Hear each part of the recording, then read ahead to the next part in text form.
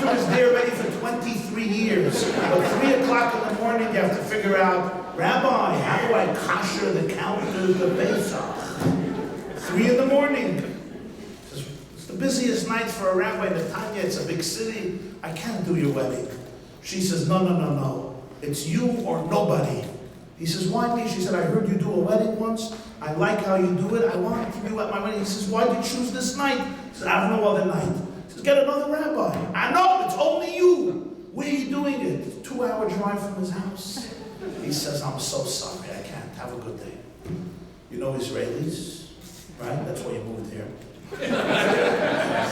Half of your block moved somewhere else, let's face it. Why did you move here? For one reason. Okay, you like serenity, I understand. Floridian serenity. You love Israel, but you love serenity more.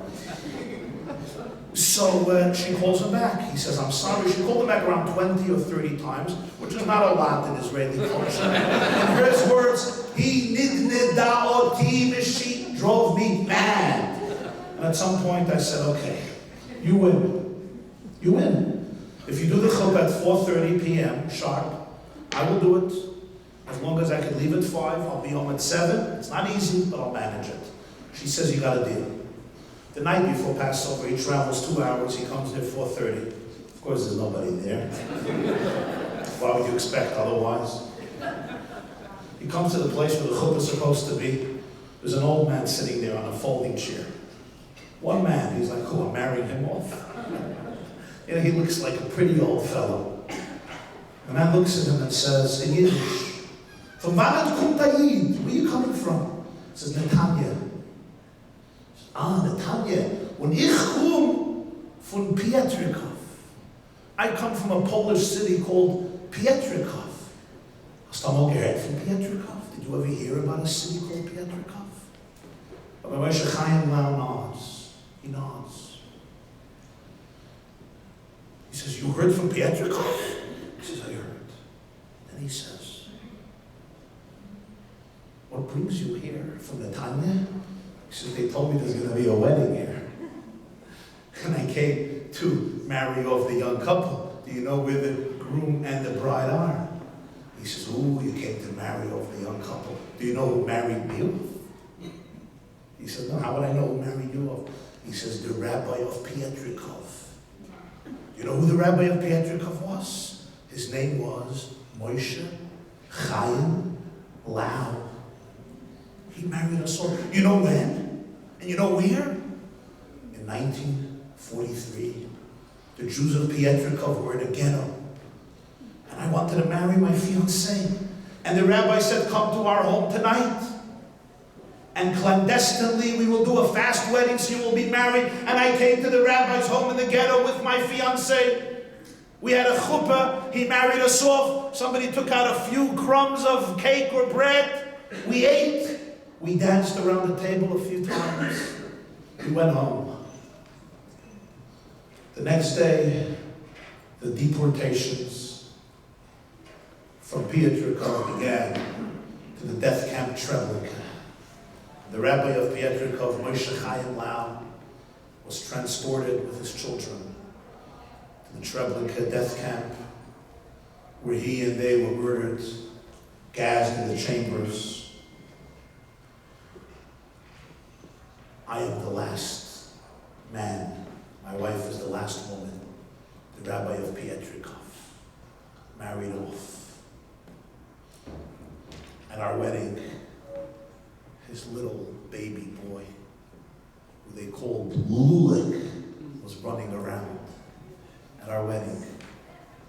But the next day, the Jewish community of Pietrikov perished. I was taken to Auschwitz. I survived. When I emerged, I searched for my wife, but there was no trace of her, and I assumed that she must have been gassed as well. I got a visa to South America. I moved to Buenos Aires in 1948. I'm walking on a street in Buenos Aires. It's nighttime. There's a woman ahead of me. And I recognize her gait. There's something about her physique and her style of walk that resonates with me. And you know when you know that you know somebody, but you don't know how and why you know somebody? I know this woman. And I run ahead of her. And I take a look.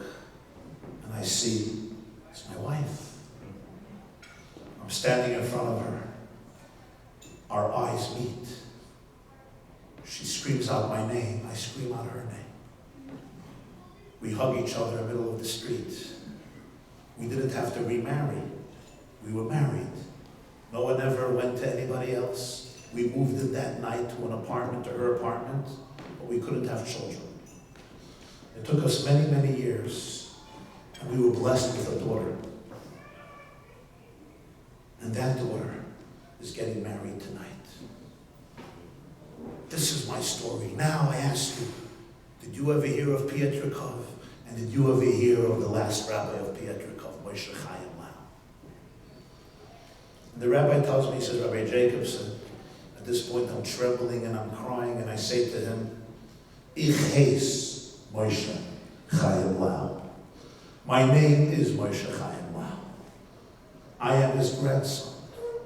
My father, Lulik, Yisrael Meir, was the little boy who ran around the table at your wedding. He was only 4 years old at the time. His father was sent to the gas chambers. He remained with his mother. And when his mother was taken, she saw that her son Naftali was in another line. She took my father Lulik, 5 years old, and she pushed him away to the other line. My 5-year-old father started to scream, Mama, Mama, Mother, Mother, not fathoming why his own mother would throw him away from her, weeping, sobbing. Of course, later he discovered she saved his life as she screamed to her son, watch over your brother. She was killed. Naftali was sent to Buchenwald. You couldn't take children into Buchenwald. He hid Lulik in a sack. He brought the sack into the Buchenwald concentration camp, and Yisrael Meir Lau emerged as the youngest Holocaust survivor, made Aliyah to Israel, and became the chief rabbi of Israel.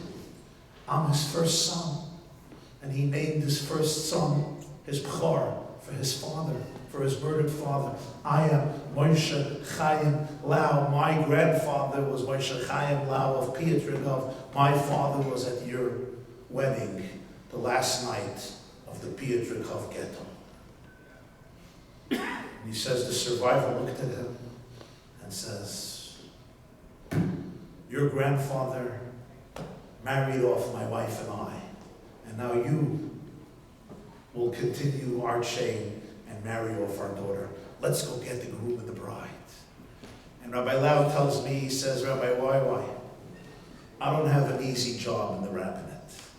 It's not so easy. The rabbinate is not always easy. Some of you know this from experience. Some of you don't. But at that moment, God sent me a message showing me the meaning of my life. I saw my life as a symphony. Everything came together. And I realized that unconsciously, she needed me at her wedding. She didn't even know why. To allow me to see this moment with my own eyes. My grandfather gassed in Treblinka. My uncles and aunts gassed in Treblinka. My grandmother murdered. My father barely survived. Came to Israel. And decades later, that grandson carrying his name, Moshe Chaim Lau, marries off the next generation of Jews in Israel after my grandfather married him off. Said at that moment, he told me, I understood the power of what we call Netzach Yisrael, Jewish eternity. At that moment, I understood that Jewish history is a symphony. At that moment, I understood that the march continues even if our journey endured and endures moments that are unfathomable, difficult, tragic, painful, moments, events, and occurrences that really transcend human imagination and human understanding. but there is meta-history. There is a story that transcends the ordinary annals of history. It's the story of the poles of the ark that Jews have taken with them wherever they went under all circumstances and in all situations, which allowed us to remain the Jews that represent an unbroken golden chain from Sinai until Mashiach. And that's why tonight, as I stand here with all of you, I think it behooves me and us to turn to God and to say, She'echiyanu, v'kiyamanu, v'higiyanu lizman hazeh, to turn to our fathers and mothers, those who are alive and those who are in Gan Eden, in the world of truth, to turn to our grandfathers and grandmothers, our great-grandparents and great-great-grandparents, ancestors, who gave us those poles, who held on to those poles through thick and thin, who produced children like Esther's and Mordechai's, who were ready to stand up, not surrender to fear, not surrender to mediocrity, and never believe that one person cannot change reality.